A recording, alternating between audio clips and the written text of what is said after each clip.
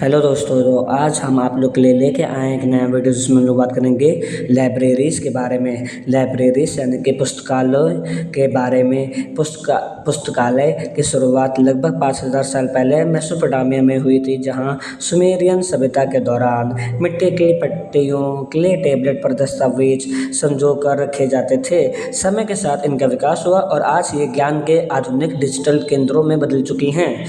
पुस्तकालय के इतिहास और इसके विकास के मुख्य चरणों में समझा जा सकता है इनको।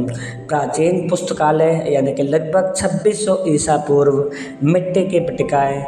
दुनिया के शुरुआती पुस्तकालय सुमेर में 2600 ईसा पूर्व के आसपास बने। फिर अशुरनिपाल का पुस्तकालय यानी कि 7वीं शताब्दी असीरिया के राजा अशुरनिपाल द्वारा निन्वे में बनाया गया ये इतिहास का पहला व्यवस्थित पुस्तकालय माना जाता है। यहाँ लगभग 25,000 से अधिक मिट्टी की पट्टियों को विषय के अनुसार व्यवस्थित किया गया था। फिर अलेक्जेंड्रिया का महान पुस्तकालय मिस्र में 3री शताब्दी ईसा पूर्व में स्थापित ये प्राचीन दुनिया का सबसे बड़ा पुस्तकालय था, जिसका उद्देश्य दुनिया के समस्त ज्ञान को एकत्र करना था। फिर मोनेस्टिक एंड रॉयल लाइब्रेरीज। फिर प्राचीन काल के बाद पुस्तकालयों का संरक्षण मुख्य रूप से राज परिवारों और धार्मिक मठों मोनेस्ट्रीज द्वारा किया जाने लगा। फिर भारत में 4वीं शताब्दी ईसा पूर्व से ही बौद्ध मठों और प्राचीन विश्वविद्यालयों जैसे नालंदा और विक्रमशिला में विशाल पुस्तकालय मौजूद थे। फिर सब्सक्रिप्शन से पब्लिक लाइब्रेरीज तक छापे खाने का आविष्कार, यानी कि अगर देखा जाए कि 15वीं शताब्दी में गुटेनबर्ग द्वारा प्रिंटिंग प्रेस के आविष्कार ने पुस्तकों की संख्या बढ़ाई, जिससे पुस्तकालय आम लोगों के लिए सुलभ होने लगे। फिर सदस्यता पुस्तकालय।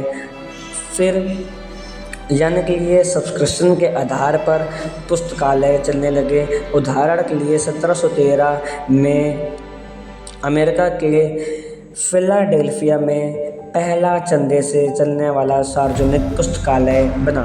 फिर आधुनिक वर्गीकरण 19वीं शताब्दी के अंत में मेलवी डेवी ने वर्गीकरण यानी कि डेवी डेसिमल क्लासिफिकेशन प्रणाली बनाई, जिससे किताबों को व्यवस्थित और खोजना बहुत आसान हो गया।